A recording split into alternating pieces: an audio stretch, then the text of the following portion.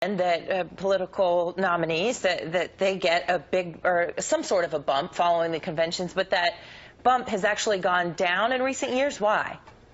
Well, basically what has happened is there's a lot of attention around exclusively one party or the other during the conventions, and so you tend to see a lot more awareness. You also see a lot more of what the national base comes out and can actually, gets energized and starts to respond to pollsters. So over the longer history, there's been a bounce, but in recent years, they tend to be smaller, partly because of the proliferation of social media, other ways that people get their messages out. So looking for a bounce in this year's polls will be important. There was somewhat of a bounce for Donald Trump, but we're only kind of halfway through the story. Now we have to wait for the polls that'll come out, all of the polls that'll be post the Democratic convention, to sort of see what happens next. Well, and also this year is different. I mean, we haven't had conventions back to back like this within a week of each other in, I don't know, decades. Usually they're separated by at least a few weeks or a month.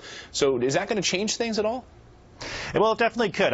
The way I would put it is right now it's a little bit like walking out halfway through a movie or declaring a winner at halftime. Because they're so close to each other this year, that could really change the polling dynamics. So we really are kind of in a very tumultuous time as we're trying to interpret the polls, and we just have to give it a little bit of time to settle out before we can really know what the net effect of the two conventions together are on the race. We just told everybody at the top of the show that both tickets are barnstorming the battleground states. How important is it to look at the state-by-state polls and not just the national feeling that we're getting from the national polls? I think the state-by-state is actually the most critical thing you can do. Obviously, the Electoral College is what decides the election. And so although the national polls might give you broader trends and might tell you here's a general feel for the electorate, it's going to be decided in a handful of key states, Ohio, Pennsylvania, Florida particularly. Those are really the states to watch because that's where the candidates will spend most of their time. And those are the ones where they are likely the race will ultimately decide in the Electoral College the way we determine our president. And we'll get you out of here on this. After this bounce, if Hillary Clinton gets a bounce, what happens after that? Are they able to ride that, or does that dissipate after a week?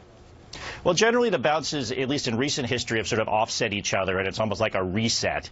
And then as we get closer and closer to Election Day, not surprisingly, the polls start to give us a much better sense of what's actually going on. So there's usually these pivotal moments. Right after Labor Day, a lot of people start to pay attention, and then the debates are the next big thing we'll probably be looking for. Here we go again. Dr. John Johnson, thanks for your time. Thank you so much.